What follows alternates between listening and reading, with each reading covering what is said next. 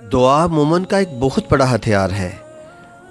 اللہ کریم سے دعا مانگنا بندے کے لیے اعزاز ہے، اللہ کے لیے خوشی کا باعث ہوتا ہے۔ اللہ پاک خوش ہوتے ہیں جب کوئی بندہ اللہ سے مانگتا ہے۔ حالانکہ اللہ تو بغیر مانگے بھی دے دیتا ہے نا، لیکن پھر بھی دعا مانگنے کا کیوں حکم ہے؟ ہاتھ کیوں اٹھائے جاتے ہیں؟ بندے کو پتہ ہے اللہ نے مجھے بغیر مانگے بھی دے دینا ہے۔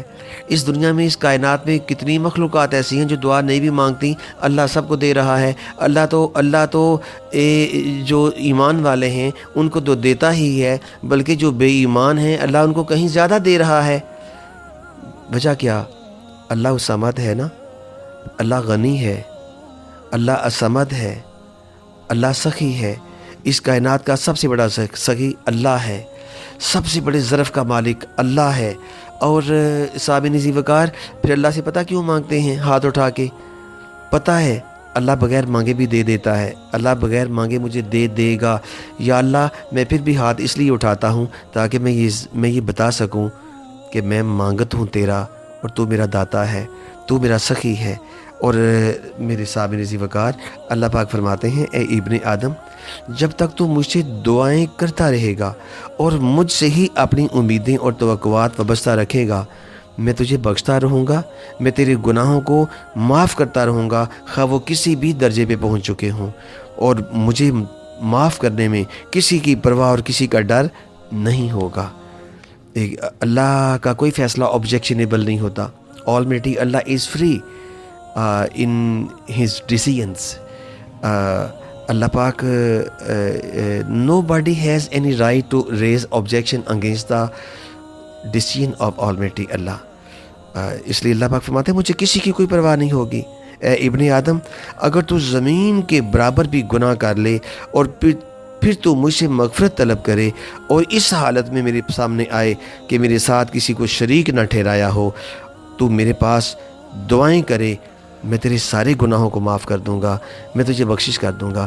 میں اپنے سننے والوں سے گزارش کروں گا کہ فلسطین کے لیے، بھئی کشمیر کے لیے، اور دیگر شام کے مسلمانوں کے لیے، لبنان کے مسلمانوں کے لیے، مظلوم مسلمانوں کے لیے خالی دعاؤں پہ نہ، خالی باتوں پہ نہ رہا کریں، دعا کیا کریں۔ کتنے ایسے لوگ ہیں جنہوں نے فلسطین کا جب معاملہ شروع ہوا ہے، یہ فلسطین میں جو ایک جنگ شروع ہو چکی ہے، کفر اور اسلام کی ایک جنگ چل رہی ہے، کتنے لوگ ایسے ہیں جنہوں نے صلاۃ الحاجت پڑھی ہے؟ کتنے لوگ ایسے ہیں جنہوں نے ان کے لیے رات کو تہجد کی نماز شروع کر لی ہے اور اللہ کے حضور دعائیں کرنا شروع کر دی ہیں؟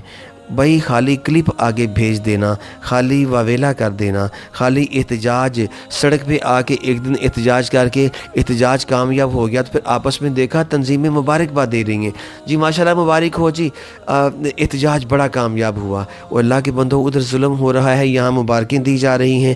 یہ احتجاج کہیں اپنی نفسانی خواہش کے لیے نہ ہو، کہیں اپنے ذاتیات کے لیے نہ ہو، یا یہ احتجاج اور یہ بڑی کانفرنسز کہیں ہمارے اپنے کسی مفاد کا ذریعہ نہ بن جائیں، اللہ کی رضا دور ہو جائے، عالم اسلام کی محبت، عالم اسلام کا سوز، دکھ، کرب وہ کہیں دور نہ نکل جائے اور ہمارے اپنے ذاتی نفسانی خواہشات نہ آگے آ جائیں۔